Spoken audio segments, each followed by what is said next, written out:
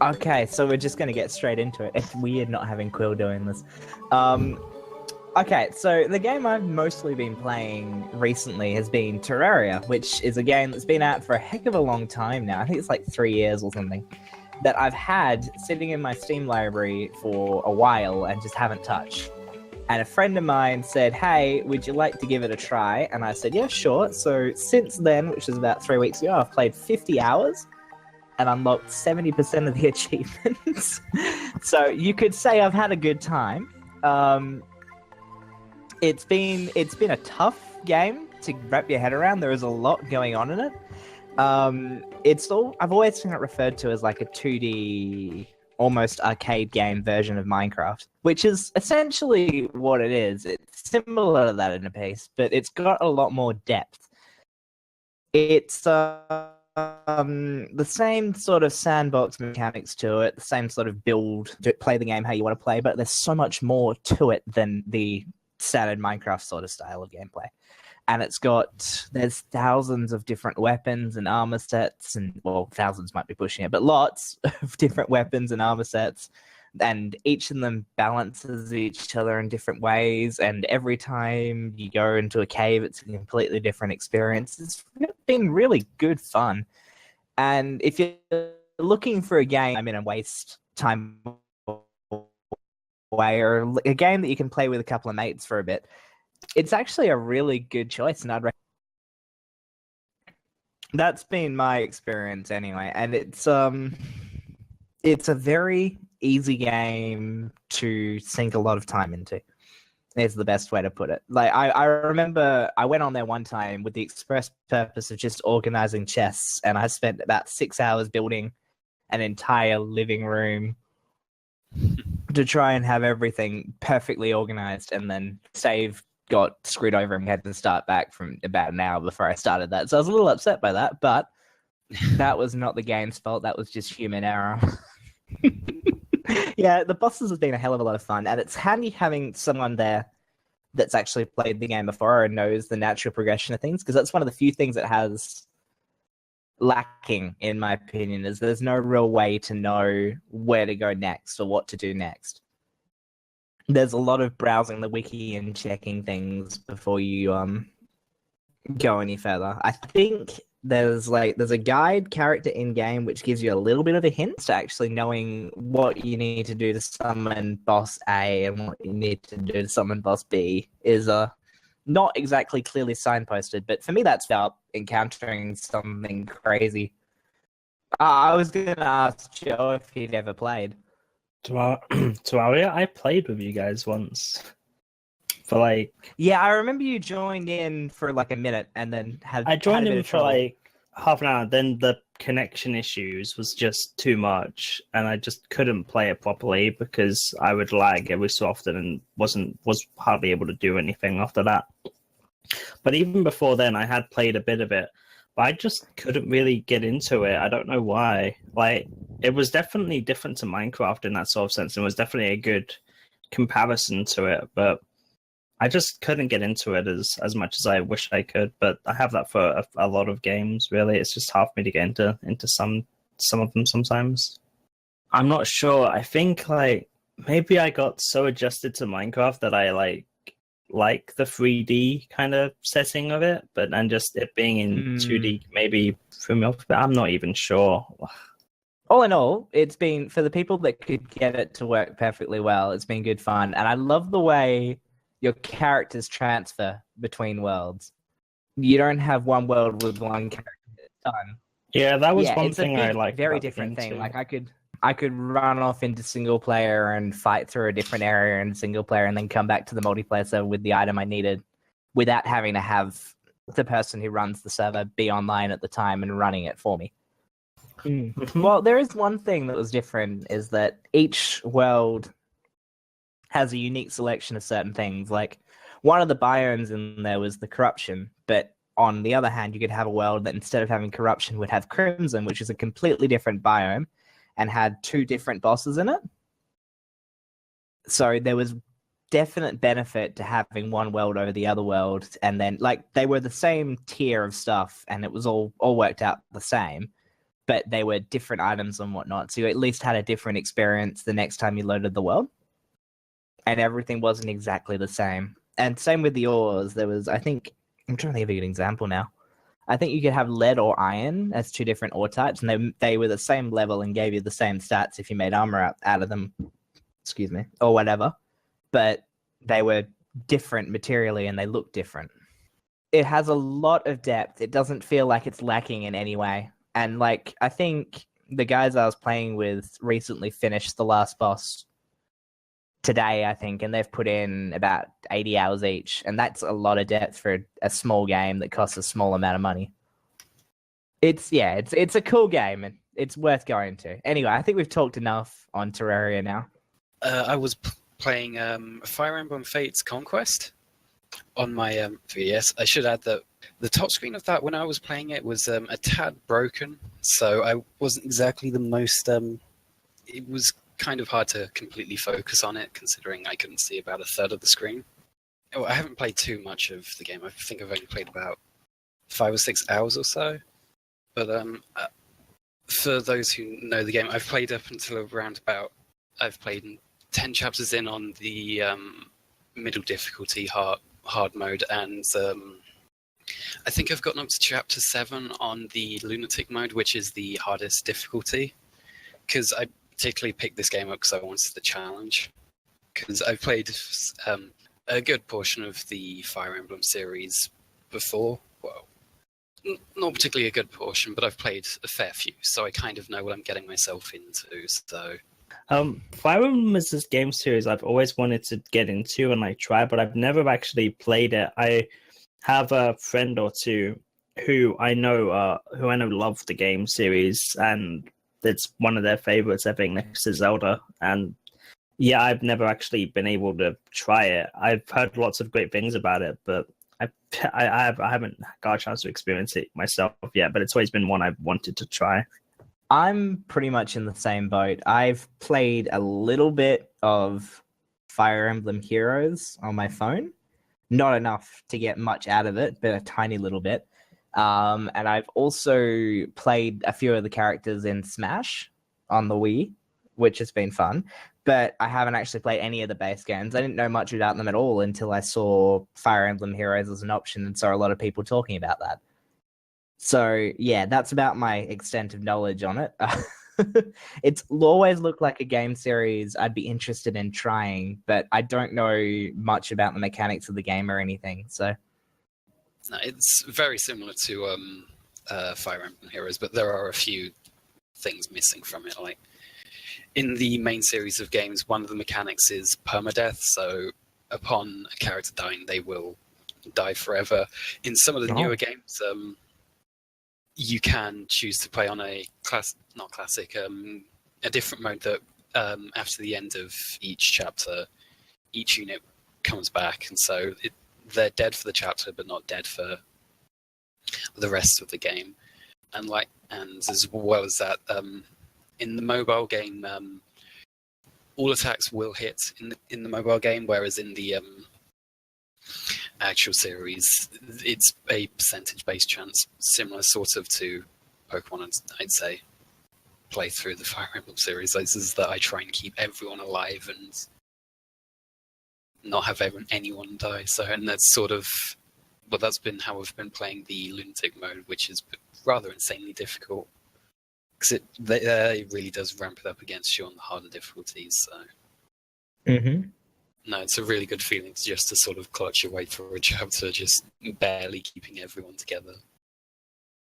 Yeah, that's the one thing I don't like about it. It's just having to buy 3 games and. Like, I can understand that the stories are different, but from what I've heard is that the maps aren't too different. So it's sort of... It would be interesting to try them all out, but I don't think I really have the time or the... to put into it right now, so... And I mostly just picked up this game so I could be ready for the new Fire Emblem that's coming out in May. So I wanted to sort of catch up. Yeah.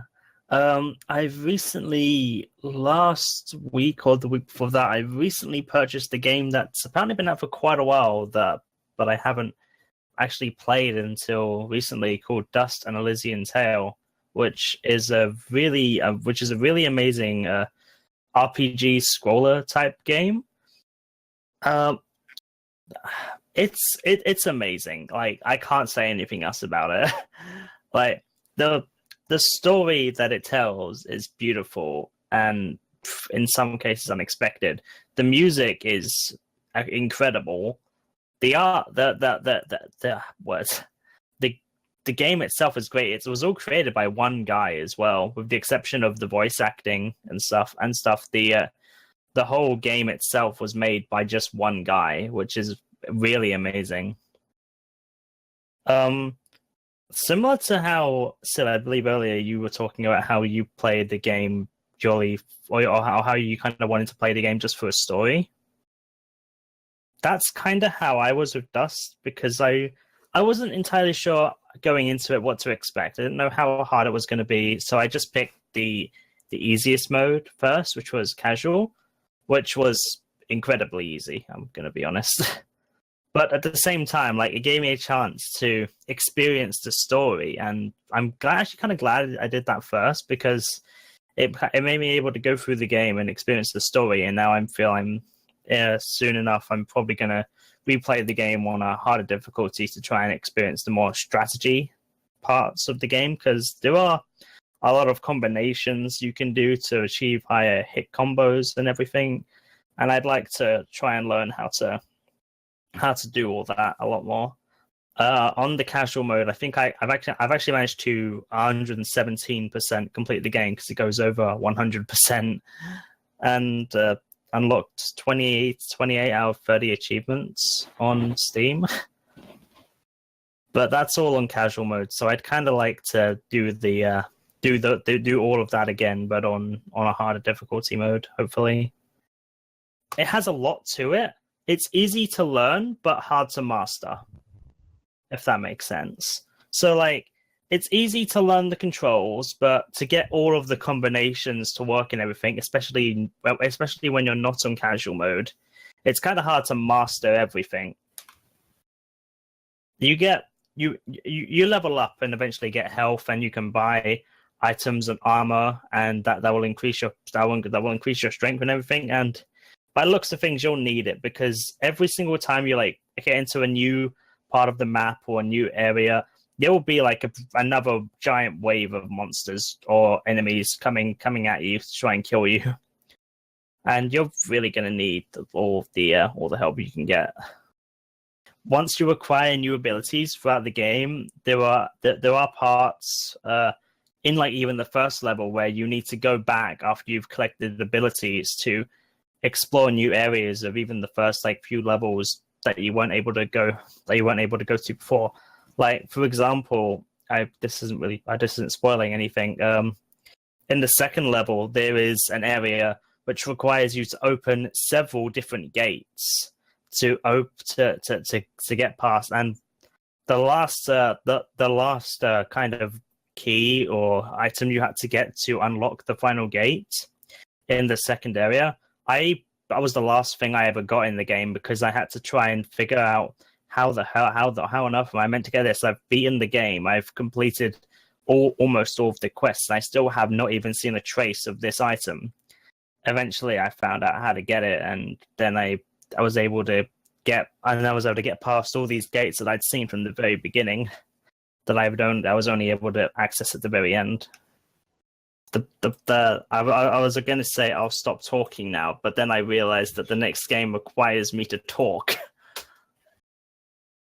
Both Joey and I have a lot of experience in it. Yeah, I'm pretty sure I've played quite a bit more than Joey has, but we've both had very different experiences in it, and that's one of the best things about the game, is that depending on where you live, everything's completely different. I'll let Joey talk first and fill us in on what he's experienced in the last couple of weeks with it, at least. I know he's been actively talking about it.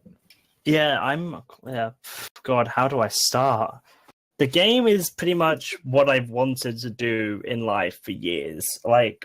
Since I started as a kid, I've always wanted to go out into the world, become a trainer, catch Pokemon, and explore. And this is like what this game has given me. I mean, sure, people complain about the lack of updates occasionally. Where's Gen 2? Where's Gen 3? And all that stuff. But seriously, I've never really complained about that stuff at all because I've enjoyed exploring. That's one thing I've gotten out of the game, especially lately. The past month or so, I've used Pokemon Go to like try and explore new areas. Like recently, I was just walking around. I found a new path which actually leads from pretty close to my house to one of my favorite Pokestops, actually, where I can catch a lot of interesting Pokemon, and it's a really nice, relaxing path through some trees as well. It's a really relaxing place. So, Pokemon Go has really taught me to go out and explore new areas. It's a lot of fun in that sense.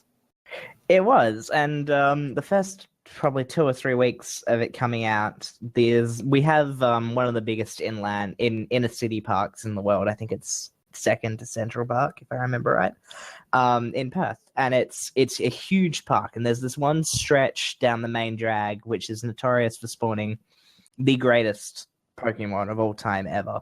There's almost I think every 2 or 3 days we get either a Dragonite or a Snorlax there, which are two of the rarest ones in the game. And the number of people along the sidewalk of that stretch of road was insane. There was you couldn't reach your arms out without touching someone. There was so many people there that first couple of nights, especially.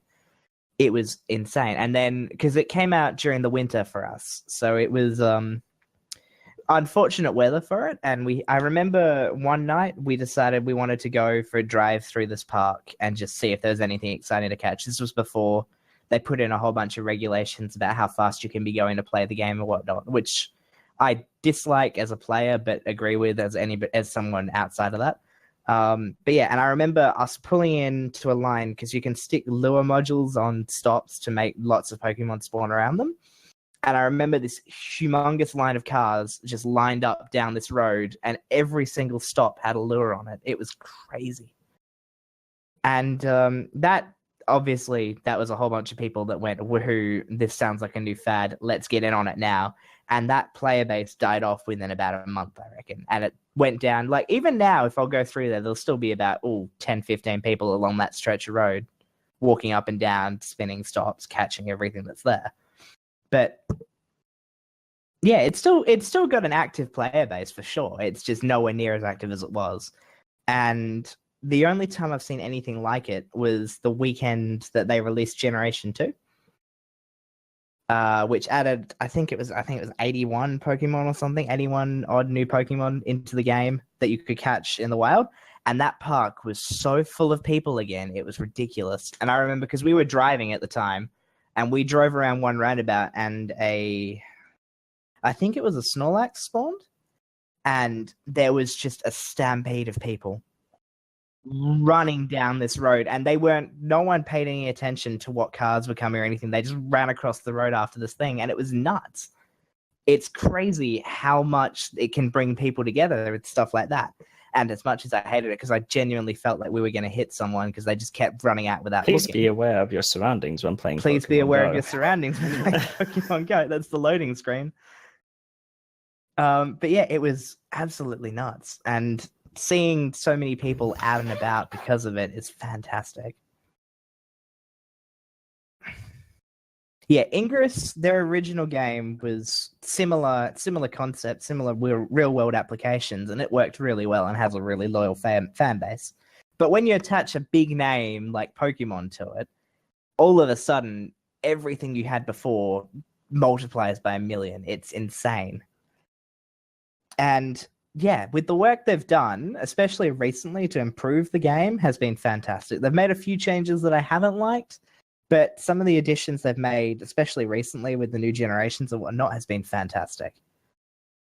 And yeah, and the way they also work it is they have the Pokemon spawns themselves are very much tailored to where you are. different parts will give you different Pokemon. Like if you're at a park, you're more likely to get grass types. If you're by the coast, you're more likely to get water. But then each region of the world, well, most regions of the world, have separate Pokemon that are only available in that region. Like, for example, Australia gets the Kangaskhan, which is based on the kangaroo, which makes sense. And I know Joe in Europe has Mr. Mime, which I can't get without going to Europe and getting one. And I think that's a really interesting decision they made as well. And I'd like to hear Joey's thoughts on that too. Well, I know one Well, it's also interesting that certain Pokemon seem to appear more in Europe than they do in Australia. Like, I know BJ is annoyed that we get several bunch of Swinubs or Swinubs here everywhere. And BJ has found, I think 3 ever. Okay. And that's only because I had a spot near my work that used to just spawn that one and that one only. And yet here they appear everywhere. But at the same time, BJ seems to get a lot rarer spawns around his area. For example, Dragonite, which I've never seen in the wild ever. Snorlax, which I've only ever seen once. Lapras, which I've only saw once in the past 2 weeks. And that's it ever. Lapras is the same for me. I've caught 2, but I've only personally seen one. My mum grabbed another one that she happened to see one time. And in the 7 months I played, it took me 6.5 months to find my first Lapras, and I was so excited when it finally popped up near me. That's one of the few things I've loved about it, is the collect them all, catch them all play style of it. Has been a lot of fun for me, and I like collecting stuff like that. So I think I'm 4 Pokemon off completing my Pokédex for Australia at the moment, which is really cool for me. And I work very, very hard at it too. I'm still a while off. I think I've captured 200 total at this point. That's pretty good, dude. I'm only 229, so you've not. I don't know how many there are total, but I've got 200 at the moment. I think it's 233 per region, if I remember correctly. I would love to go to another region and catch a Tauros, a Kangaskhan, or a Farfetch'd or something. Like that would be really cool someday. I think if I had the ability to do that, I would love to take a plane trip to, South America or the USA or somewhere in Europe. But unfortunately, some of us don't have the funds, obviously, to do that. And that's a bit of a downfall of the system. Yeah. Another thing that's an issue is rural players don't really have a lot of Pokemon near them. And I think that's a missed opportunity. I don't get. I get amazing. I get really interesting spawns occasionally, but that's once in a while. I don't know, but I never consider myself to be very lucky. Well, I consider myself to be lucky, but occasionally it's hard to explain. Sometimes you get very lucky. Yeah, sometimes I get ridiculously lucky, and then sometimes I get nothing, ever. I don't understand. I get one weird thing a day or week or something. But most of the time, to get a lot of interesting things at once instead of just once every so often, I have to go out to to another area and then find a bunch of stuff. But in my just general area, I might find one interesting thing occasionally, and then that's it. But then I get really jealous when I see other videos of people in America where the game is pretty active, or Australia, for example, and they have lures everywhere and interesting Pokemon everywhere. And here, I rarely ever see lures unless I put one down myself and stuff like that. And that's kind of demotivating, I guess, in that sense. But you live outside of a major city, right? Yeah, I live on an island that's in the southeast of England, and it's not the best place to play Pokemon Go, but people do play it. In fact, in the time this podcast has gone on for, someone has taken down a level 10 gym, which was pretty close to my area, to a level 8 gym, and I don't understand how they did that without me noticing. Well, no, it's fantastic, and that's one of the probably my biggest complaint about the game is the fact that they didn't jump on the stuff that they showed in the original trailer. The original trailer for Pokemon Go showed people going well out into mountains to catch, for example, a Charizard, which is a big flying dragon. It's not actually a dragon, though. It's more like a flying fire thing, but it looks like a dragon. And then in the actual game, the decisions on where Pokemon spawn was based on cell traffic over a period of time. So you're more likely to find large concentrations of Pokemon in central of cities. Like, I think the prime example is San Francisco. Santa Monica Pier in San Francisco is the example of where in the world you'd want to be to play. And San Francisco is the home base of Niantic, the guys that made the game. And a lot of people feel as though their experience of playing the game is at Santa Monica Pier in San Francisco. And they have no idea what it's like outside of major cities where you can get bugger all. Which I think is a shame, because I think if they jumped on the chance to say, leave your city, go out into the country, and you'll find more rare stuff, maybe less common stuff, maybe things less frequently, but more rare stuff out there, I think that would be a fantastic choice. But instead, it's go to where the skyscrapers are in your city, and you're more likely to find good things, and I think that's a mistake. Yeah, like, on this island here I am, there's only one place I can go to get decent Pokemon, which is near a beach that's pretty close, and there I get a lot of interesting things appear occasionally.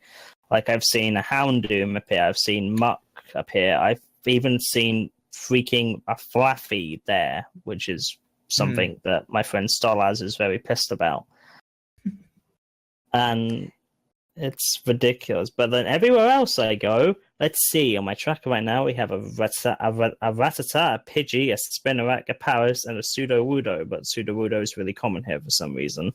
Yeah, so that's a more rare one for me, and that's another example of how different parts of the world give you different things, which I think is good, that you can go to a different area in your town or a different area in your area around you and find amazing, cool, different things that you wouldn't see very often in other places. I think that's good, but I think they need to expand that further. Anyway, that's just my 2 cents. Yeah, like my tracker right now is a Rattata, 2 Murkrow, and 2 Pidgey. Have either of you played it? I live in the... I don't... Well, I live somewhere where there really isn't anything, so... Oh, so you're in the same it's really boat not worth it for me. as some of the others have been. Okay. I have never found any Dragonites. I have one Dragonite in my possession that actually just got taken out of a gym it was in for 5 days yesterday. Oh, dude, well done. I don't know. No one that seemed to kill it. It's just, but it's not a very good Dragonite. It's like a 2000 Dragonite. It's not the best thing in the world. It's not bad. I'm aiming to get a better one. Like, I have a Dratini at the moment. Where's my Dratini? Oh, Blissey. Oh no, that's on the island. Never mind. What the fuck? How? Well, it's a very big city. How do you have so many Dratini? What the fuck? From the Dratini up the very top to the Dratini down the very bottom is about an hour and a half. No, there's no way there's that many Dratinis. What the fuck?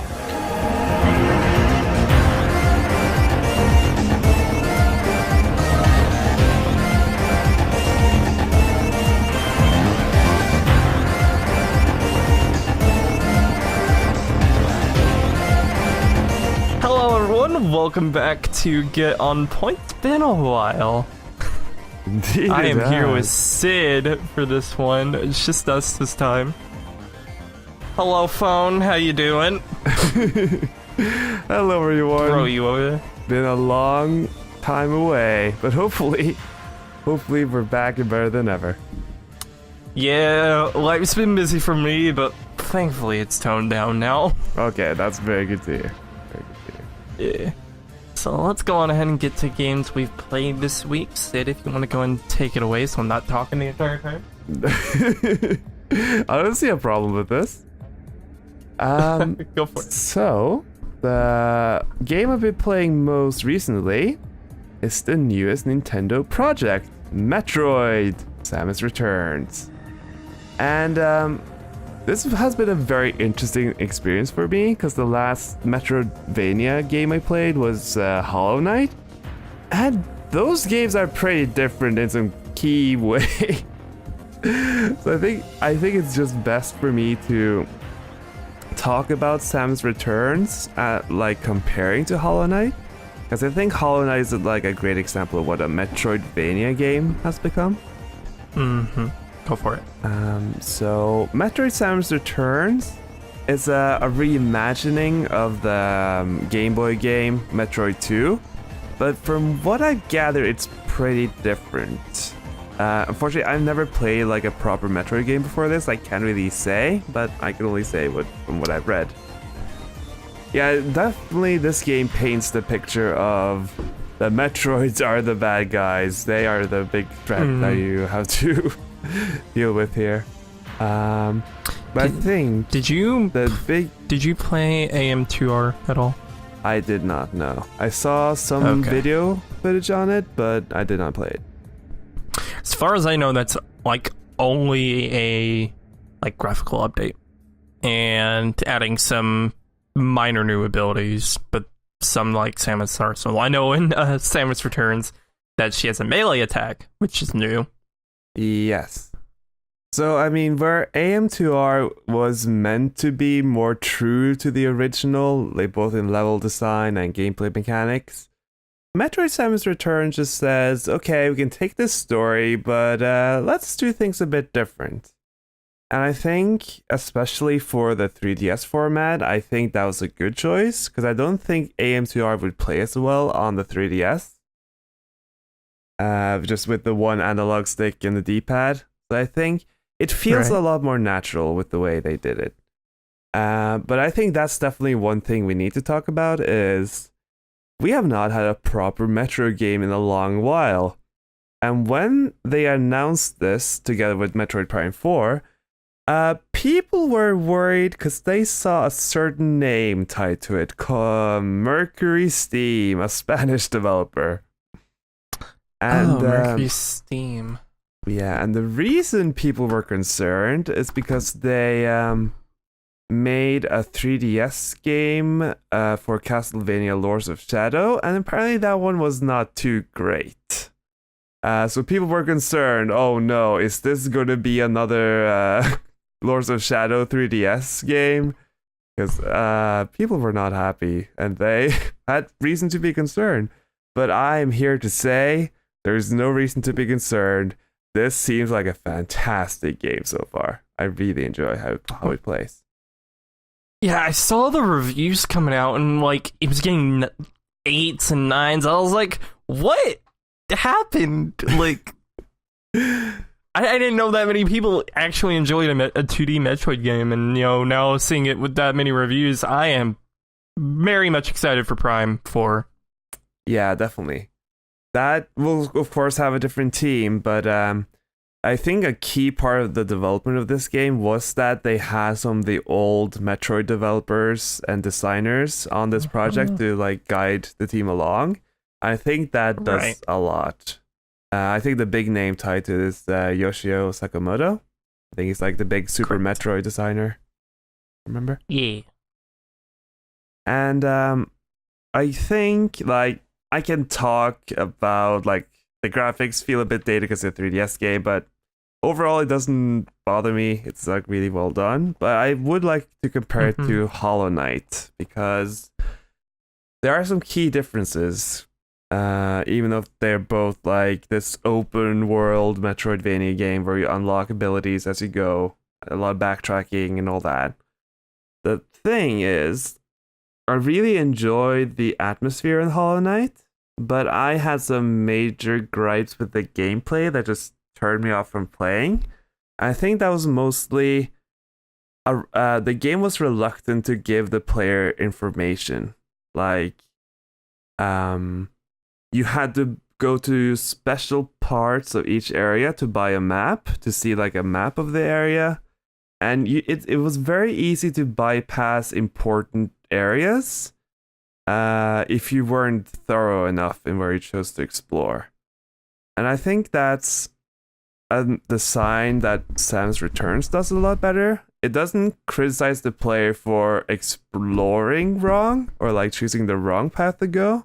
It just says that no matter what path you choose here, you'll find something that is worth it. And I think that's part of why I like Samus Returns a lot more than Hollow Knight. At least it leaves me coming back to Samus Returns a lot more. Yeah, Hollow Knight had a lot of weird features, like the trinket system, which is a lot like the badge system from Paper Mario. I know I compared that quite a bit. like there was a trinket that when you had it equipped, you saw your icon on the map. Yes. And I was like, what?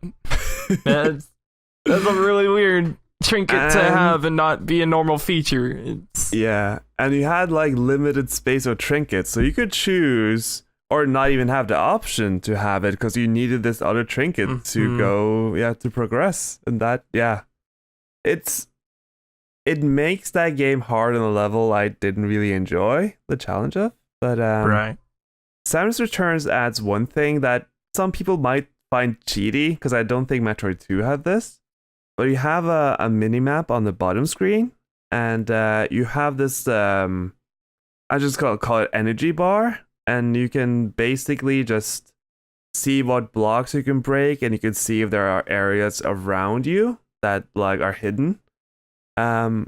Which, you could just abuse that to find everything, but I usually only use it for times that I am stuck, because at least it doesn't make me go to the internet and go for a walkthrough and like just stop playing for a while, try to figure out what to do.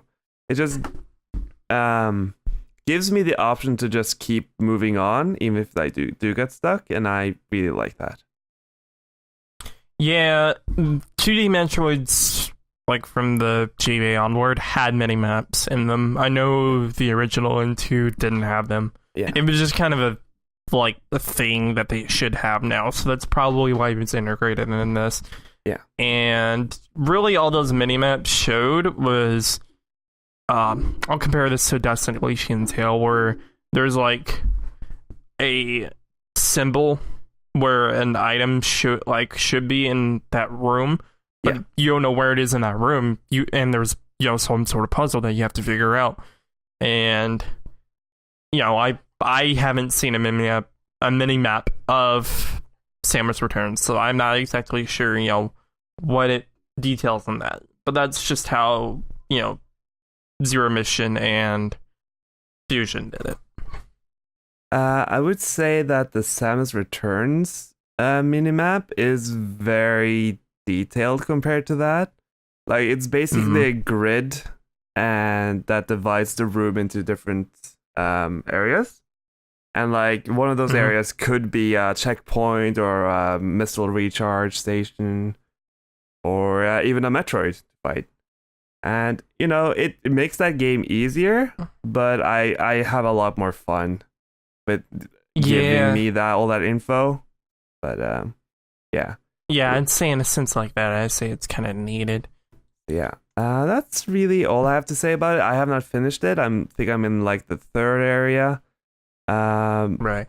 But it's very good so far. I really like it. The soundtrack is great too, but I think it's just like a remixed version of the original soundtrack. But it's very good for sure. Yeah. That's good to hear. Yeah. What was next? Would you like to talk about a game, or should I take my other one? We can skip around. I can go to what's been keeping me awake these last few days. Yeah, I want to hear. Horizon Zero Dawn. This came out definitely same month as Breath of the Wild. Might have been the same week, a few days prior. Okay, yeah. Because Breath of the Wild came out on the 3rd. Yeah, so basically same week, because it was March 1st in Europe. So it was very, very close. Yeah, okay. So, for those that don't know, Horizon Zero Dawn is a lot like Breath of the Wild. You play this character named Aloy. She is an outcast. She grew up as one because her father was one. And I won't say much about the story, but the story is so good. I am so happy with it. You fight these machines that have been integrated into the world. There's a lot of storytelling that, what if civilization had grown up where, technology was our god, and worshipping technology. And it's got a lot of these background symbolisms going on that's really interesting. It makes you think where we're going on in, civilization right now. But the game is great. The combat is great. Basically, this is only on the PS4. So when you draw back your bow with the left shoulder button and fire with the right, you get, the zoomed in reticle. And then there are different bows and different skills you can unlock that, like, the drawback is slower and you make more of an impact. Right.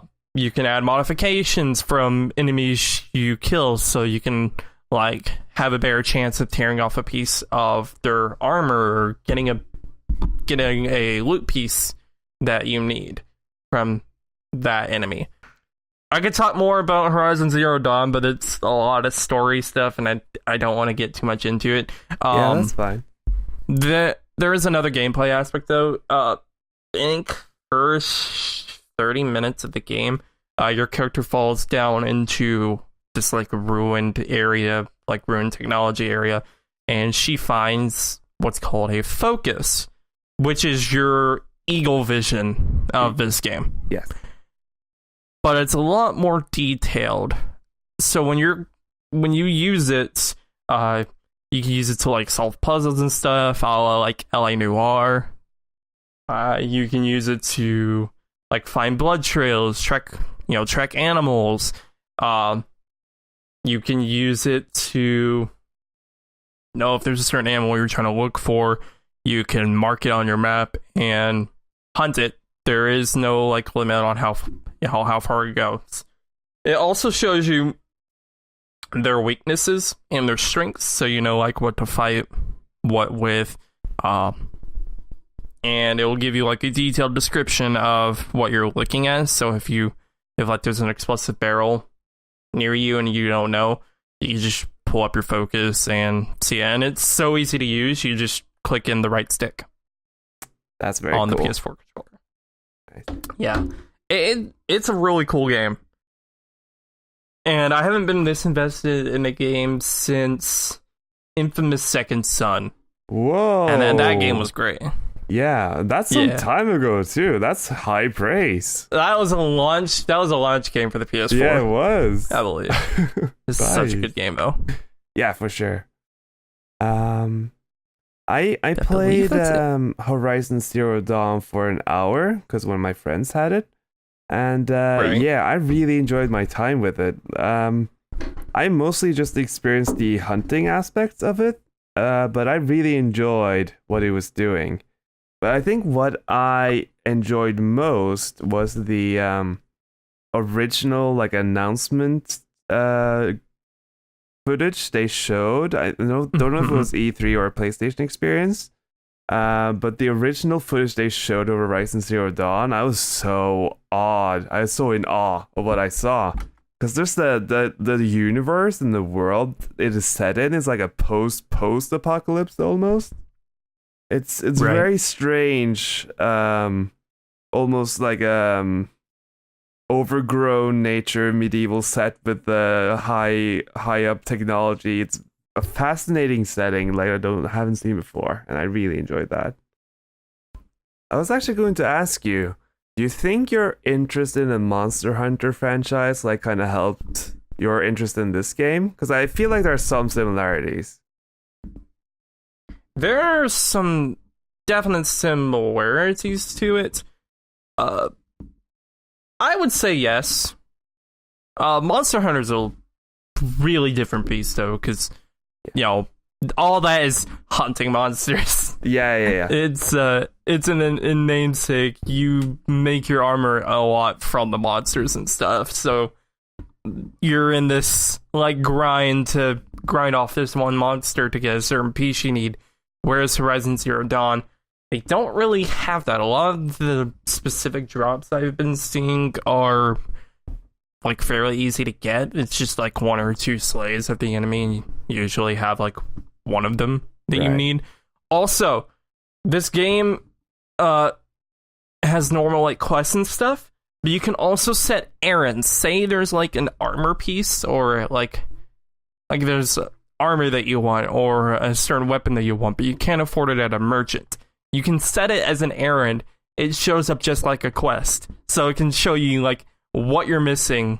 Like, there was a certain armor piece I needed, and I was missing like 400 or something of the currency, so I set it as an errand and went out just hunting, gathering that currency until I had it, and it allowed me to track exactly what I was missing from that armor piece, so I can know what I needed to hunt for it. That's I have not neat. seen that in a game. Yeah, that's very good. I've not seen that in a game. Oh, that's awesome. It was really cool. It threw me off for a second. I was like, wait, what? I don't want to get rid of my quest. And then on the side, I was like, oh, it actually, helps me figure out what I need to get this. And it was good. That's awesome. I've enjoyed my time with that. I'm probably about 5 hours in. I've heard it's a very big game, so I imagine you still have a lot left to go. I don't even want to imagine. From my friend, I think he sunk 80 hours into it in total, but I think he did a lot of the side stuff as well. But yeah. Yeah, I'm doing anything I can. I guess since you're so early in the game, this might not interest you just yet, but what do you think of the DLC? Have you seen anything about the expansion they're doing? DLC looks pretty. That's all I can really see about it. There are a lot of the characters I have not met yet from it. But there's a lot of... I just think the setting was really neat. Like, there's just more snowy area, because all I've seen of Horizon Zero Dawn seems to be more a temperate climate. Just being in a different environment like that, I think could really spruce things up. It's varied. There's a lot of mountains. Sure. It's kind of a mountainous region. You do spend a lot of time in the plains, at least from like 5 hours I've seen. But first few hours you do, you're in that snowy kind of landscape. If there's one gripe I do have with the game, they're randomly playing. I found some very noticeable invisible walls. I was climbing up a mountain just to get to a drop off I saw to get a monster, and as I was walking up, I couldn't walk up anymore, and I was like, what's going on? I can clearly go up this, and then I looked down and realized how high I was. I was like, oh, probably invisible wall, let's go this way. Still a video game, still invisible walls. It's crazy. But it's a really beautiful game. Like any so image, pretty. any video I've seen, it just looks so pretty. I'm amazed it's on a PS4. It looks so good. Oh yeah, and I'm a bit I'm amazed it's just from a video game. Yeah, I'm curious. Death Stranding will be on that same engine. I'm very curious about how that game will look, because Horizon Zero Dawn shows the strength of that engine very much. That's Kojima's game, isn't it? Yes, it is. Kojima's and Guillermo del Toro's new project. Oh, right. Yeah, I've not heard much from that. Yeah, there hasn't been much, but I just know that it's using the same engine, which is very promising, I think. Yeah, that's good. Yeah. Anyway, I'm done with Horizon Zero Dawn. Do you want to go on to what you've been playing? Sure. I won't spend too much time on this because it's a very story-heavy game. This is Life is Strange Before the Storm, an episodic prequel to the original Life is Strange, which is I'm trying to figure out a good way of telling it, but it's basically a teen drama with some time travel shenanigans without going too involved. And this is pretty much a prequel to that story, setting up some backstory from the characters from the original game. And so I don't think this would be much of interest to those that haven't played the original game. But I will just say, even though it's a different developer and a lot of the different voice actors than the original had, I still think it's really well done. There's some really good story stuff they're doing. Without spoiling too much, there's a D&D campaign you can play, which is fantastic. It's probably the highlight of that first episode. And just that game, that series has always had a really nice visual style that I like, and some really good music. So in general, I just think it's well done. And it's a 3-episode series, and only the first one has released so far. There are 2 more. I'm very excited to see where it goes. Yeah, is the gameplay? I know in Life is Strange 1, the gameplay of that was that you had a camera and you could look at a picture and that's how you time traveled. Was that in this episode at least? So you play as a different character. It's a very vital character to the original game, so they try to find parallels that would make sense for that character. So while you don't have time travel, this is a much more, I guess I would call, a rebel character. So there's a lot of I think they call it a talkback system, which is basically just insult sword fighting or just try to win the conversation pretty much. And so you try to read what the person is saying and try to choose the line that fits what they said.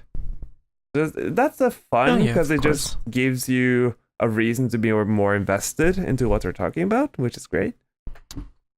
And instead of taking photos, you do graffiti, which is, that fits that character, and it's fun. That makes sense.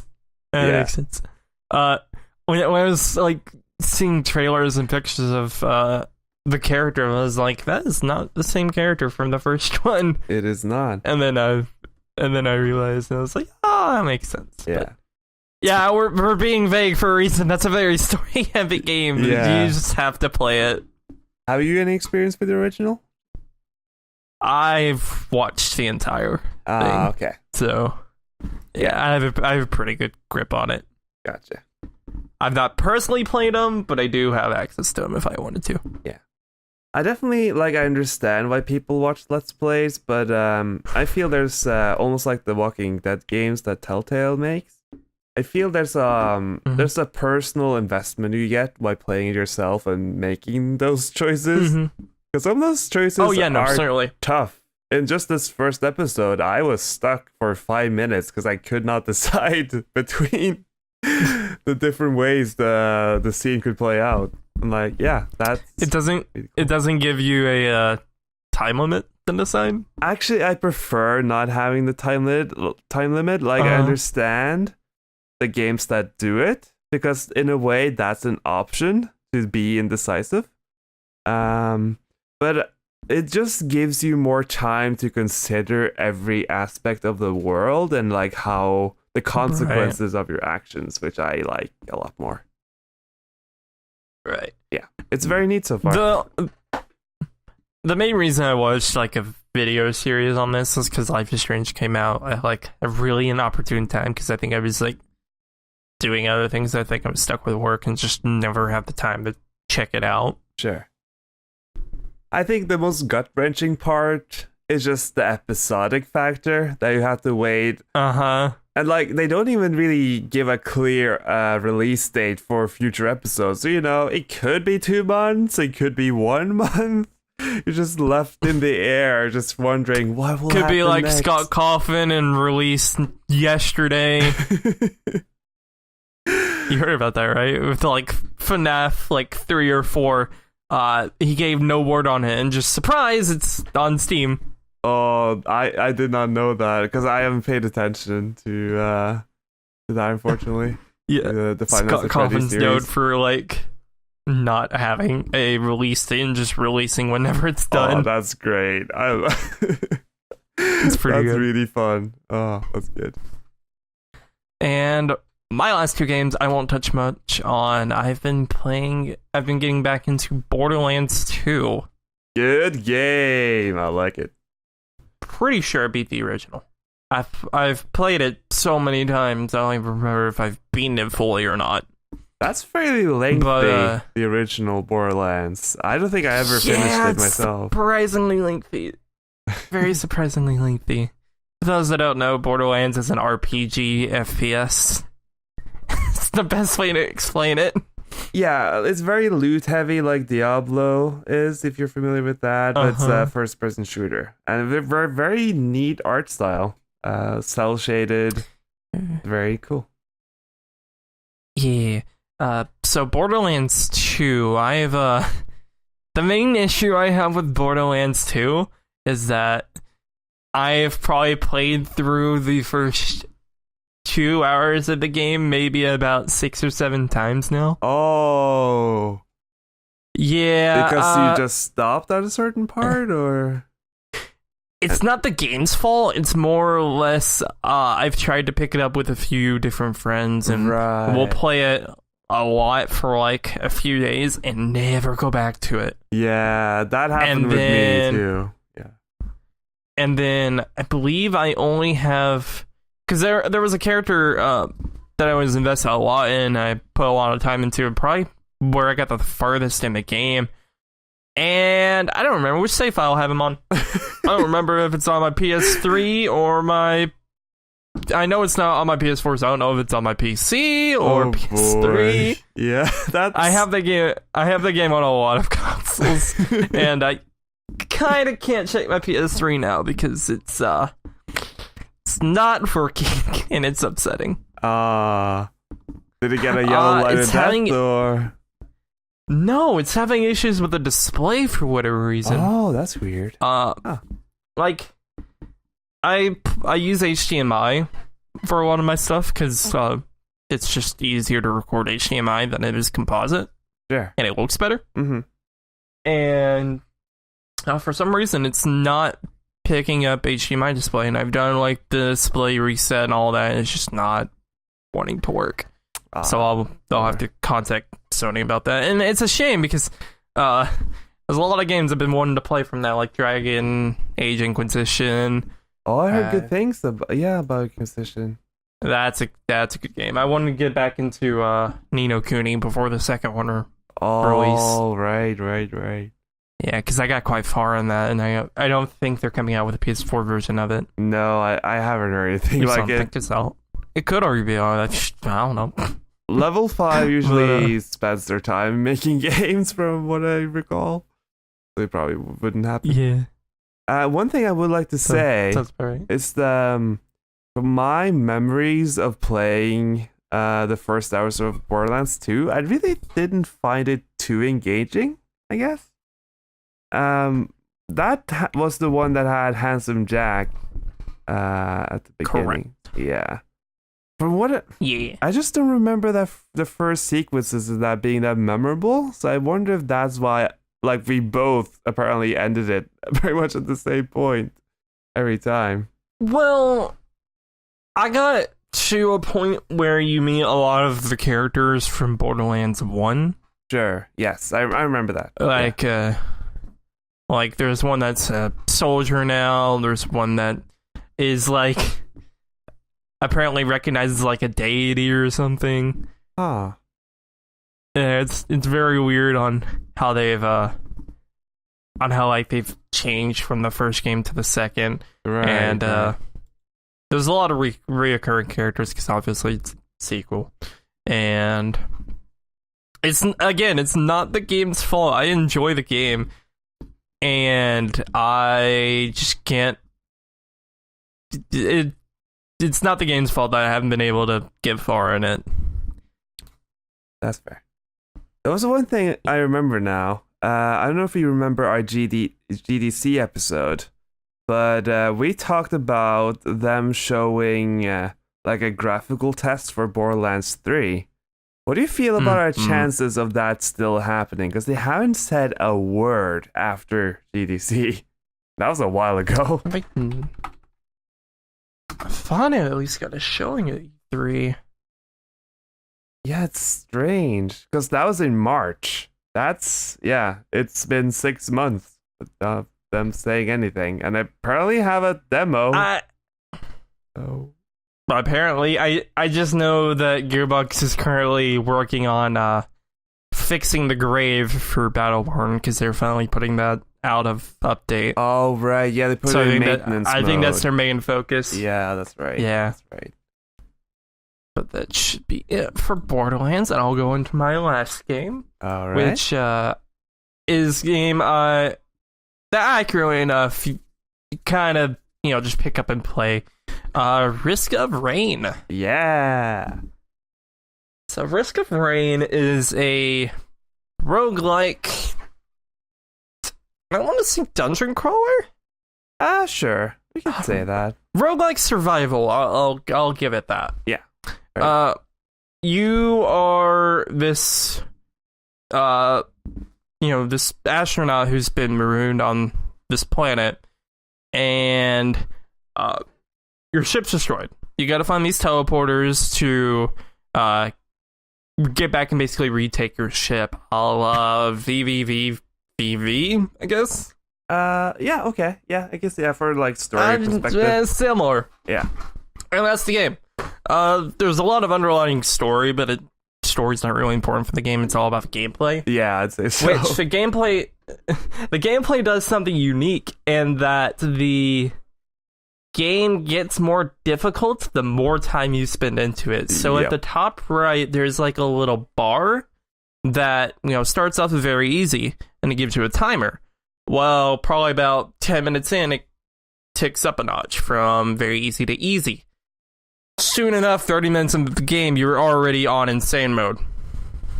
And that game gets hard if you are not ready for it. That game gets hard. But there's a lot of different characters, a lot of different play styles for that game. Eventually, like, a lot of items you get in the game could, like, you start flying around the maps and stuff. Mm-hmm. There's a lot of achievements to unlock new items to play around with and play the game with. It's just a game where you don't realize it. You're playing it for so long, and it's just like one more run. Sure. Basically, like Binding of Isaac, sort of. Yeah. It also has a really good art style. They've been doing a lot more updates to it in recent months, and just added like new particle effects, like a snow effect. When I originally played, they didn't have a particle effect for certain items when they healed you or did a certain thing that have now been included, and it looks really good. I think particle effects were always the flashy thing I was excited by when I ever looked at the game. They did so much with the particle effects and special effects. So little too. But if there's one thing I will criticize the game about, if you have so many items, like, you get so many items they won't even show up on your HUD. Oh. Right, there's so many items implemented in the game that if you get a lot in one run, you just don't know what items you have. That's kind of fun too, though, because I feel like a lot of these mechanics fit roguelikes very well. Like, the more you play, the harder it gets.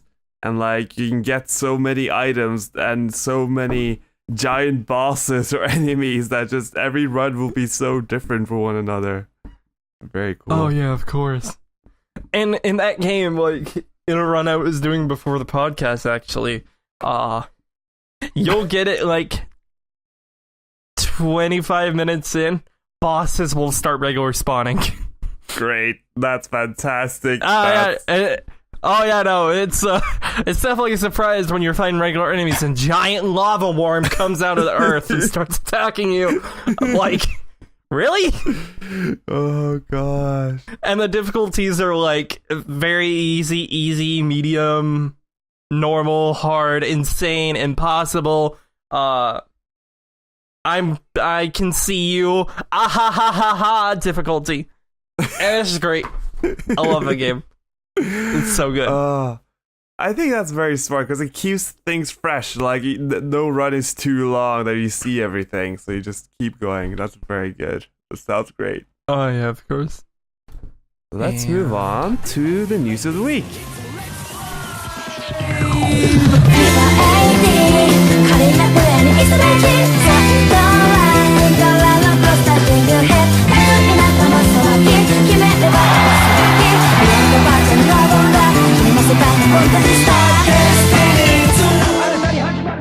And I think there are two big things to talk about this week. The first it's not really this week. It's more of the past, month. Yeah, the past.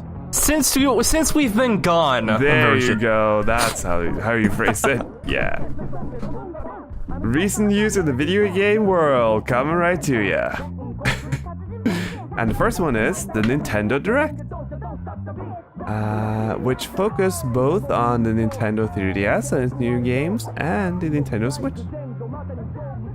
And I don't think we'll talk about every game that was there because that would take forever. But I think we just sprinkle in the personal highlights, like why we thought those were highlights, like why we're excited for those.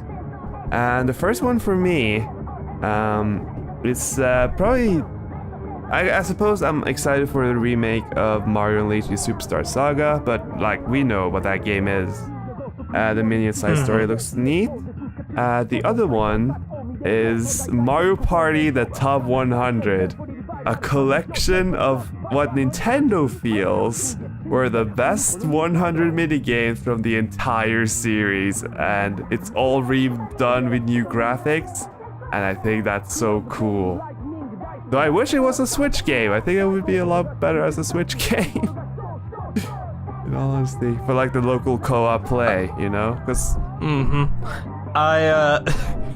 I'm bothered by it, if I'll be honest. What are you bothered by? So, Nintendo does not like doing online for Mario Party. Right. And doing a collection of the top 100 is a good idea, but when you saw some of the games that are there, like Shy Guy Says, right, and Bumper Balls are there, right, which those are given. Those are very easy ones to think about when you think about the original very iconic. 2 games. Yeah.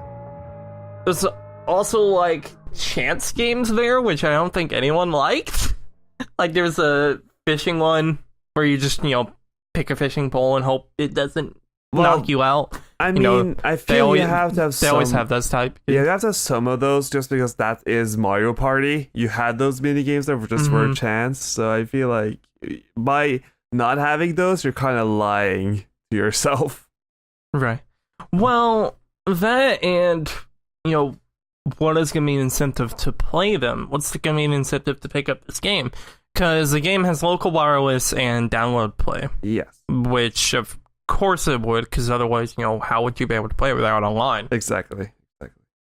It's like, are they going to have, how in Mario Parties they had, like, the minigame mode where you just had, like, a bunch of different modes you would play, like a duel, where you only play, like, duel minigames and all that. How are they going to do this game? And it releases, like, November 4th. It releases, like, in the next month or so. It's very, very soon. There's a lot there. There's not a lot they're showcasing for it, and it does, give me hope that they'll release like a remastered of 1, 2, and 3. That they're not, pulling my leg or something. And I'm hoping for that day. But yeah, this is a good idea, and I'm not upset with the idea. I'm upset with the execution. Sure. I definitely agree with you. Like, I would love an online Mario Party for the Switch. I think that would be fantastic. Like, a proper way to do online Mario Party. Or just a remake of the original games, because those were my favorite. I would love that too. I just think Mario Party on a handheld isn't what I'm looking for, but I think the idea itself is pretty good. Well, Mario Party DS was good because that stuck with the original, moving singular. It was definitely very small compared to the GameCube ones when it came out, but it was a good idea. I really did not like Island Tour or Star Road. I think I don't know the most recent one. It's like Star something. Okay. Yeah, I don't know how the 3DS ones have not been too good. That is a shame. I think I played the GBA one. I feel like I remember there was a Mario Party GBA, right? I feel like there was one handheld I played. There was, but it's not the traditional way you think of Mario Party. It's more like a questing game, and you play mini games on the side. Yeah, it was a very different Mario Party game, but I enjoyed that take on it because I think what I'm looking for in a Mario Party is the way it was done on the console. And I feel like if you're doing a Yeah. handheld, I'd prefer it to be just completely different. And that's kind of why I enjoyed that one. Yeah, of course. And who knows? They might be developing something good for the Switch. We never know. Yeah. But it is getting to that time where they're not releasing too much new stuff. They're getting ready for the holiday season. Yeah. Yeah, But, I hope there's something in the works for sure. If I just hope this, like, there's more than just this, I guess. Yeah, certainly. And for other things that were in the direct, Xenoblade Chronicle, or is it just called Xenoblade 2, or is it called Xenoblade Chronicles 2? Xenoblade. Xenoblade, sorry, that was my mistake. Yeah. Yeah, that looks great. Like, I've always been excited by Xenoblade Chronicles, the original. It looked really good to me. But was that a Wii U title, or am I remembering wrong? That was a Wii title that got put on the Wii U on the Virtual Console and on the 3DS. Well, I'm sorry, new 3DS. Right. They didn't do marketing for the new 3DS too well. Right. And I believe that's one of the few games that is like required on the new 3DS. Gotcha. But that game was very story heavy. Yeah. And I watched a full playthrough of that. I do own the game, but with it being an RPG, and it came out that wasn't 2011, was it? I don't remember. It was some year. Yeah, some sort of The year. original. I think it may have actually been 2013. I don't remember. That when it came out, like, no one recognized it was a thing. Right. It was very overshadowed, and the years come by, more people play it and realize, oh, this is a good game. I need to buy it. And it was not there are not many sales for it, so not much of the game was shipped, so there's a lot of like sold out copies. So that game was really hard to find in like its first few years of its run. But then they put it on the Wii U. There's more available copies of the Wii version, and now it's on the new 3DS. Yeah, that game is good. I like that game. I never got the opportunity to play it, but I think this new game looks really good, and like with the Switch being like just more and more people are buying it, I think it's a good opportunity for people to be introduced to the series in general. And I feel like it's a title that I would pick up, but I've heard it's a very long game. And I am bad about finishing games already, but it's just the world, just the different worlds you can go to, and like all the voice acting, character designs, it looks great to me. I'm happy it's being made, for sure. Oh yeah, no, certainly. X kind of came out, and I didn't see many people playing that one. 2 looks like the bigger one that a lot of people are probably gonna touch more on. Right. In RPGs, I have to like. There are specific like standards a main character has to fit in order for me to, feel like I need to like play as them. Like, I don't know how frequent you are in the Tales of series. I have not too much experience with it, no. Fortunately, I've heard there great was one things, released but... on the. Oh yeah, no, the Tales series is great, but there was one released on the 3DS called Tales of the Abyss. And you play as like this very stuck-up character, like very self-conceited, like an RPG that's like the complete opposite of the character I want to play as. Right. And like he does get better. He's like a child king or like child prince or something, and he does get better about it. But it just drove me away from that game because it was not a character I related to. And I kind of feel the same way about the main character in this one. I like the design of the female from like the sword, and I like her design. and I feel like she's gonna be a good character, but I don't know about the guy though. I'll have to see more about it to actually, feel like I want to play it. Sure. Okay. What was the next one? And then moving on. Was there a game you were excited by? The new Kirby titles are released actually. Oh, yeah, Star Allies Kirby was the new Switch one. Star Allies is the Switch one that harkens back to Superstar. No, the Kirby 64 Crystal Shards. That one, the one where you can like combine powers and stuff. But, yeah, that was really cool. But this one allowed you to like pick up enemies and use them to fight with you, a la Superstar. Yeah. And that was a good feature. And then there's Kirby Fighters, which is the kind of like arena based fighting game that was a side mode in, I think, Triple Deluxe. They're just making its own thing. I think it was Project It might have been Robot, maybe. That fight was. It doesn't matter too Planet much. Robobot. It was like a side mode that they built into a proper thing. It was some. Yeah.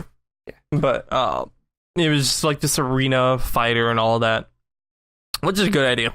Mm-hmm. It's definitely a good idea to have it as a have its own thing. I'm probably not going to pick it up because I'm more comfortable with the side mode. But if you're into that, go for it.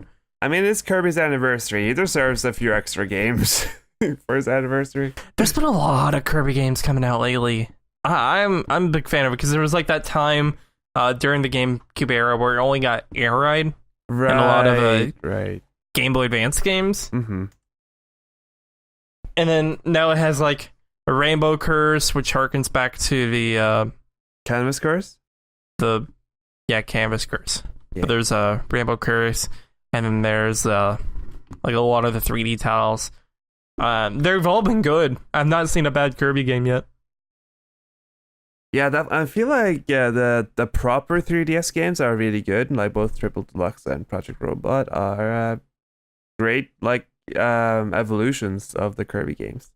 And that makes me excited for this new one. Yeah. I hope it's Again, good. it's really hard to mess up a Kirby game.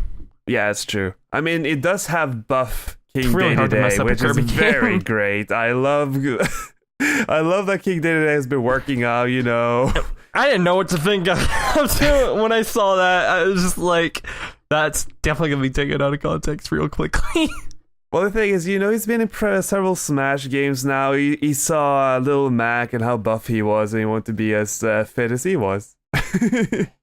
Well, in Triple Deluxe, he was like unconscious and taken by like the main villain for most of that game.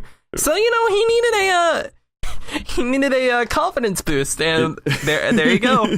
Little upgrade.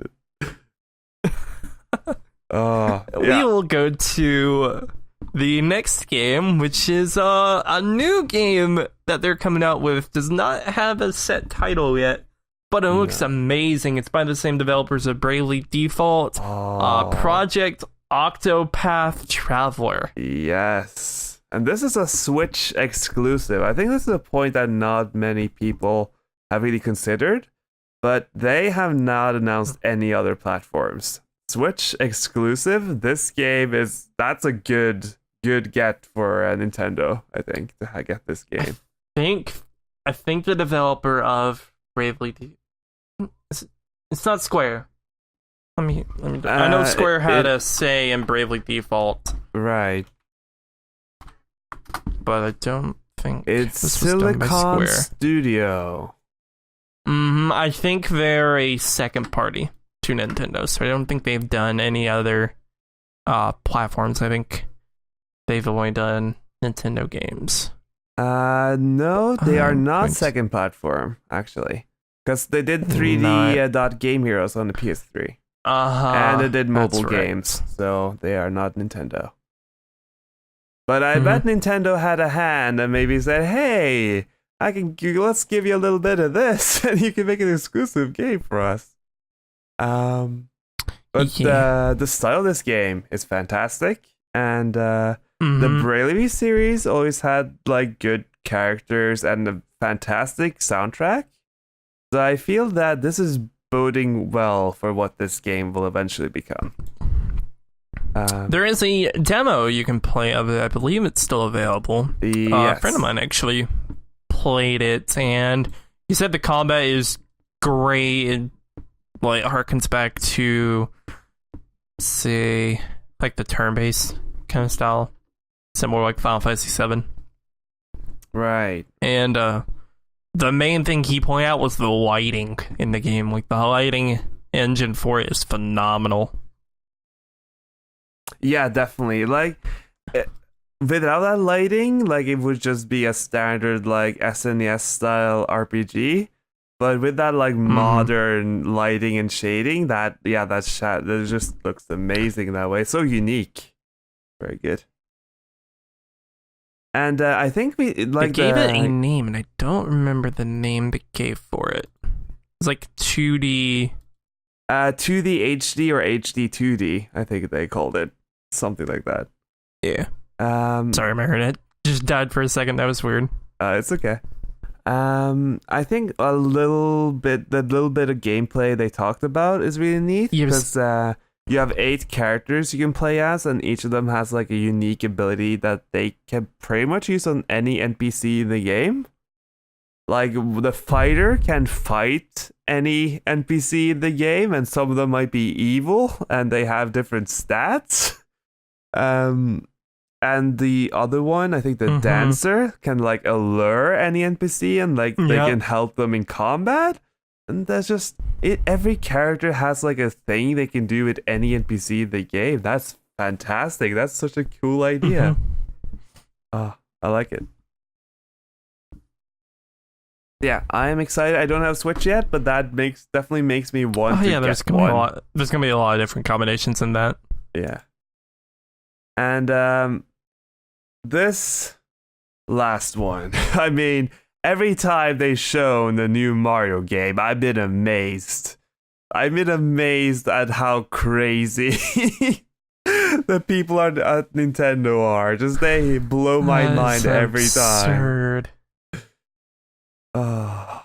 So Super Mario Odyssey. Super Mario Odyssey, and what an odd sight it is.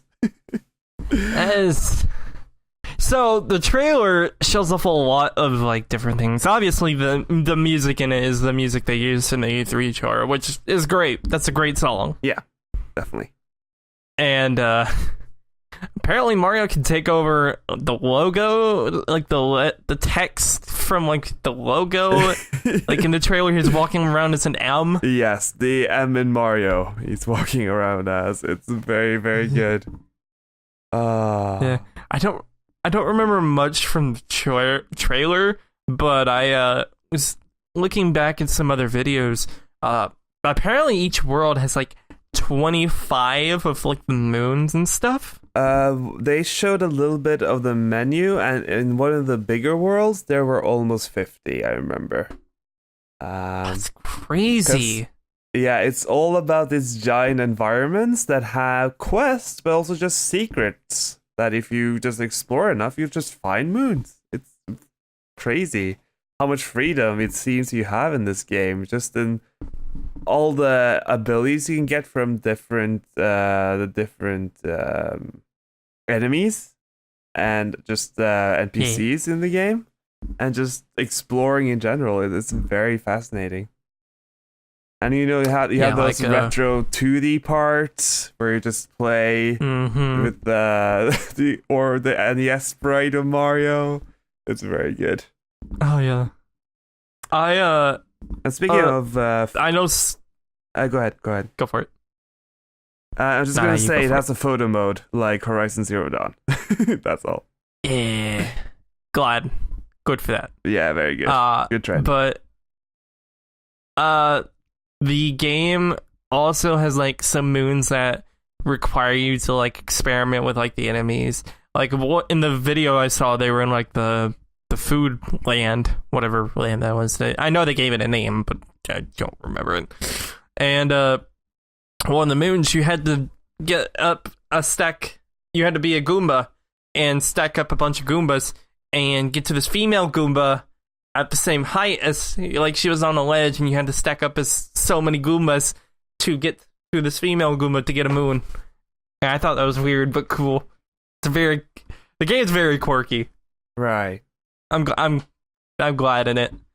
And a lot I saw in this game made me excited for an indie title that's being released, A Hat in Time. Oh, yes. That is releasing next month. Yes. I'm very excited for that as well. Very sunshine oriented. Definitely. You can tell the inspiration, but it looks very good. Oh yeah, no, the developers they don't make it a secret that they love Super Mario Sunshine and Paper Mario if that's in your door, oddly enough. Mm-hmm. But yeah, Super Mario Odyssey looks great. I'm enjoying my time with Galaxy 1. I've probably beat Galaxy 1 like 7 times. Oh, nice. I mean, the Galaxy games are great. They are fantastic. Oh, yeah, so good. So good. Okay, well, I think we probably should move things forward a bit faster, because we've been talking for a while now, just on these topics so far. Whoops! But I think there's probably 2 from the PlayStation conference at Tokyo Game Show that both of us probably want to talk about for a while. So Quil, which game are you excited for? It's actually both that we have, but I can probably talk more about the first one. Monster Hunter World. Yes! So that came out, that was announced at E3.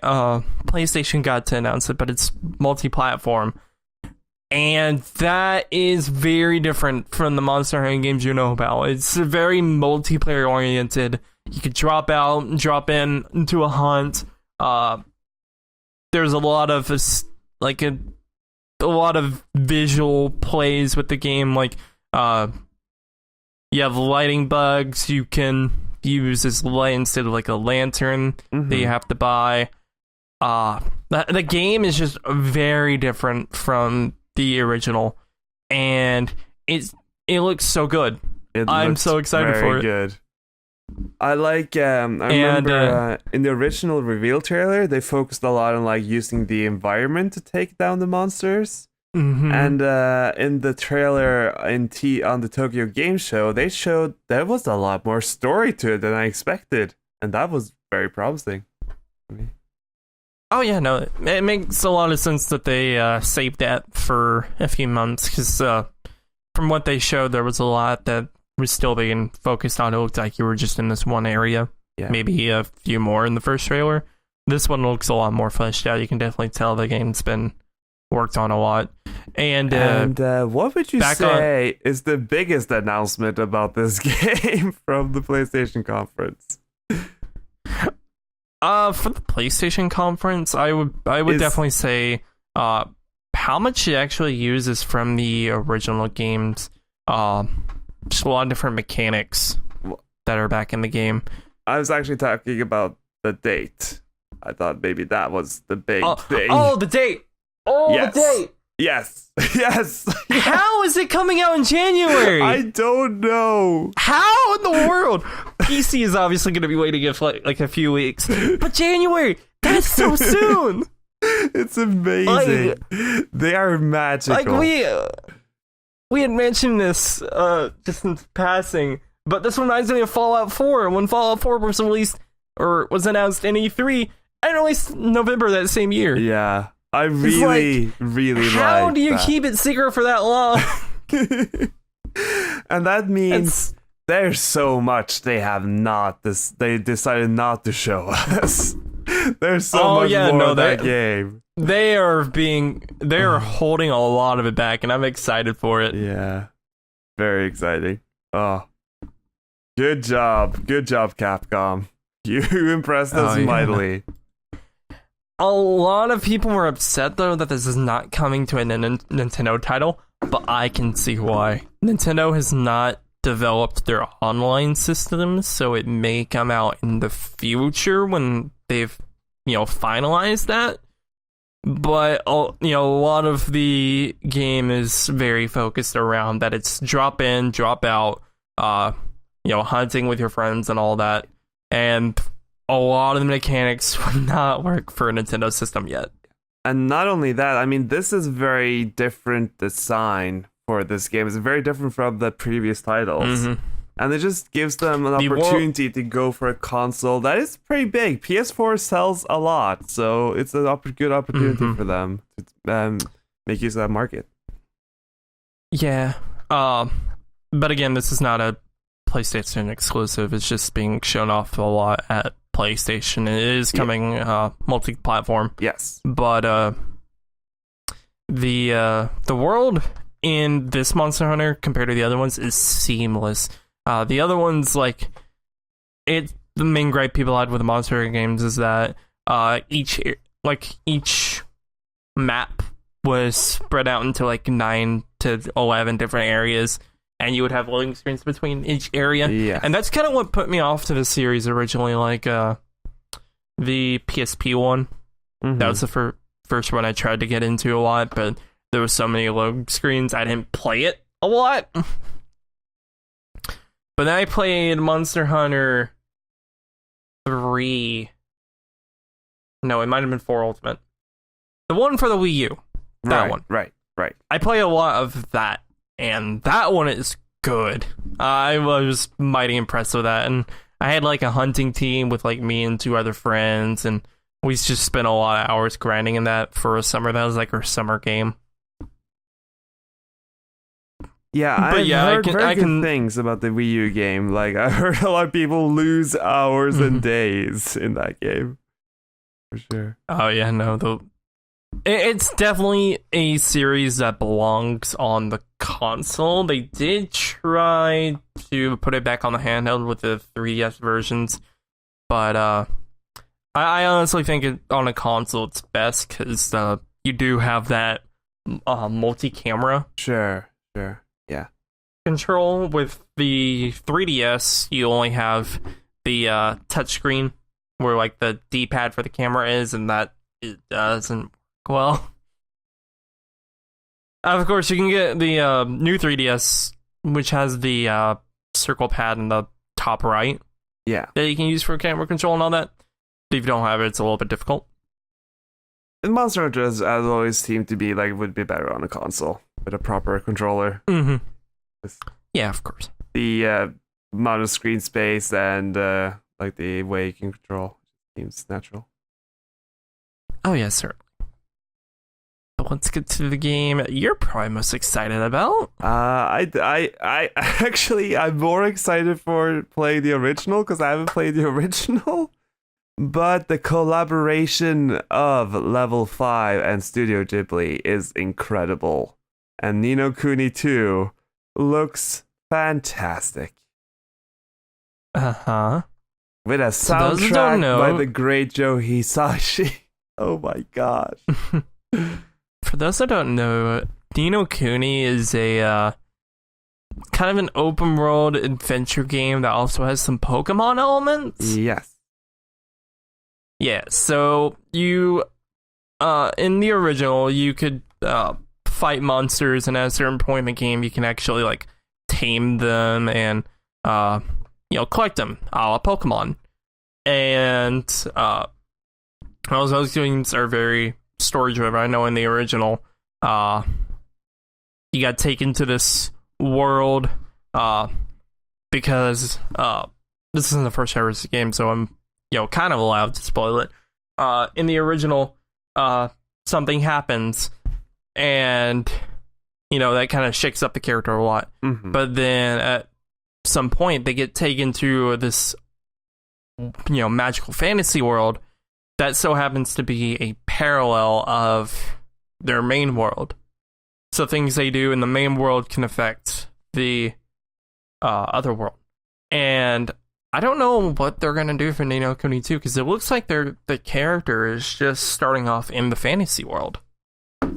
Yeah, I don't know. I imagine that they would leave a lot of things in the dark. They probably don't want to reveal too much about what that game is, because I think a lot of that is exploring and learning about that world.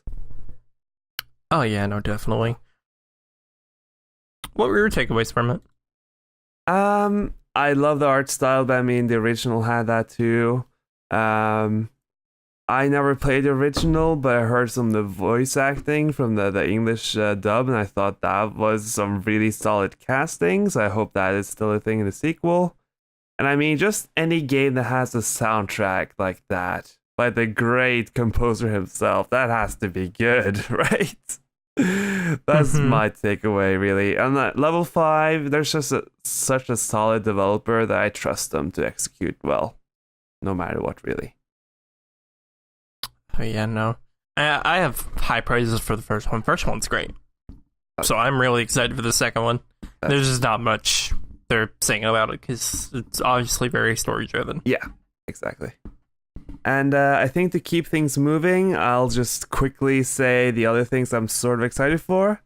Left Alive has some story developers, amongst others, the Armored Core series, has some Kingdom Hearts designers. The art designer for the Metal Gear series is working on this game. You might know the distinctive drawing style that the Metal Gear Solid has now and again. He's on that project. And the other game is by the Until Dawn team, the horror game for the PS4. This is called Hidden Agenda, which is it's like a Jackbox game, but where you watch a movie and the people on their phone can decide what happens. And one of them is a traitor, so it's almost like a bit of a mafia element to it too, trying to figure out who the traitor of the room is. So that's a very cool idea that I hope is good. Seems really good. And if people get the time, watch the opening and the ending movies for the presentation that PlayStation has, because Japan those were great. Does crazy things sometimes. A rap. It's Japan, of course they do. Mean, sure, yeah, you're correct. It's to be expected. I just hope they do more of that in the US, because I would love to see more project like that. And to keep things moving, I'll just quickly say Super Fancy Pants Adventure is out. It's a new version of an old Flash game. It's very good. Please buy it. It's cheap. Not too bad. And Quil, your last news. Thank you. I'm excited for this. I will touch on this because there's not much going on it. Rockstar has announced that as of this recording, they are going to be holding a live stream for announcing Red Dead Redemption 2 content. Yeah. And they've been pretty silent about Red Dead Redemption 2 for a while now, so I wonder what they have to show. Don't know when you're going to get this released, but the picture that they've included, they've said nothing else on it. It's just a picture that says Thursday, September 28th, 11 a.m. Eastern Time. Yep. That's it. And then their website. Yep. I mean, they know how excited people are, so they don't need to do much. They can be Of course. Exactly. It's Rockstar. People will be excited. It was a shame the game's delayed, though. I think till 2018. But still. But I would much rather have excited. a great game than a rushed game. So I'm completely fine with them taking their time. The first one was incredible. It really was. It really was. I really liked my I played a lot of the multiplayer, and me and my friend would take horses and go up to high cliffs and just launch ourselves off cliffs using like dynamite and horses and stuff. That's probably my most memorable moment from it. Yeah, the ragdoll system in the game made for some great YouTube videos. I hope it's like more mechanically like chaotic. Yeah, like it is in the first game. But doesn't stray away from the Western aesthetic. Exactly. I mean, I think they know what game they're making. I think they know what people enjoyed from the first game, so I believe in Rockstar. I guess I could also be saying I really want a Western Saints Row game. Sure. I don't think you're getting that. But I think you'll be happy. You may never know. You may get a DLC for it. You may never know. Oh yeah, the expansion they did for original was great. Undead Nightmare. I would love it if they did like a themed expansion for that. That'd be great. And Christmas Chaos. That, yes, a Christmas one would be fantastic. That'd be hilarious. But with that, I think we will call the end of the news section. Oh yeah, that is probably gonna be it. Yeah. Since it's just gonna be us, we're not gonna have a like quiz type thing between us. Because we need a host and two players. So I think just to close it off, we're both just gonna plug things that we've both been, interested in that you guys should definitely check out. Yeah. So you can go and start. Okay, so I think I'm just gonna talk. What should I plug? I guess games I'm excited for. Even if I don't have a Switch yet, I'm excited for something they showed at the Direct called Golf Story. I don't know too much about it, but I hope it's similar to the Mario Golf games that Camelot made, which almost was like an RPG. And if it's anything like that, I'm very excited for Golf Story. I hope it executes on that. It looks like the first Game Boy Advance one with like the weird characters. Yes. It looks like a lot of that. Yeah. But an actual story driven. Exactly. Yeah. I hope that is good because once I get a Switch, I feel like I'm gonna have a lot of good games to play. Yeah. And how about you? Cool. Is there anything else you're excited for? I can't think of anything at the moment. Just Odyssey. I mean, Odyssey is crazy. I think everyone is slightly excited for that. Oh yeah, of course. Yeah. So I am going to plug. I guess I can go back to plugging A Hat in Time. Yeah, good choice. I was hoping you would pick that one. I was gonna be like, what video series am I watching currently? But no, I'm just gonna stick to what you're doing and plug a video game. Go buy A Hat in Time. Yes. That releases next month. Do it. They're actually doing a speedrun event right now where a bunch of speedrunners that have the demo, that have the build of the game that you have currently put out publicly for their backers, that if you do like a speedrun for it and get like a certain time, you get like a hat that displays your time in game. Oh, and I think that's cool. That is cool. Yeah, that's definitely like a good way of like not only marketing the game but also introducing people to how the game works. Yeah, that's neat. Okay, yeah, good job, Hat in Time devs. Yeah, Gears for Breakfast. A weird name. Okay. That is cool. That is gonna be it. If you guys want to check out, we're hopefully gonna be making this a lot more regular. We did this at a time where Ben couldn't be here. Pretty sure Dibs wasn't getting much sleep, so he kind of overslept, and Emmerric was working. So they're still gonna be here. Also, I just kind of said that. Yeah, we Dibs Craft is gonna be joining us as a main Indeed. member, hopefully. Yeah. Depending on hopefully schedules. Yeah. But he should be joining us for the next time. We're going to be making this bi-weekly again. If you guys want to check us out, we do have a Twitter for Get On Point. That is, if I could pull up the handle, because it has like a weird handle for whatever reason. It's Get On Podcast, I believe it's called. That's right, Get On Podcast. That is right. And then, of course, if you like my stuff, what I'm currently doing, I have a passion project going on where I'm let's playing Twilight Princess HD. Oh, I enjoyed the last episode And you put out. I was actually on vacation for a week in August and sick for like a week and a half. So I have not been able to record, but I'm going to get back into that sometime this weekend. Nice. I'm excited. I enjoyed the editing you've been putting into these last few episodes. Been good. Oh, yeah, no. I'm trying to, like, do more fancy stuff like that and trying to make it more thematic. Awesome. And if you want to follow me, I am on Twitter at QuillJ1, and I'm on Twitch whenever I get better internet. I'll be streaming again. And that's it for me, Sid. You want to plug? I guess just my Twitter, Sid Garcia. That's really... I don't do a whole lot just yet. I'm working on a few secret projects, but nothing to reveal just yet.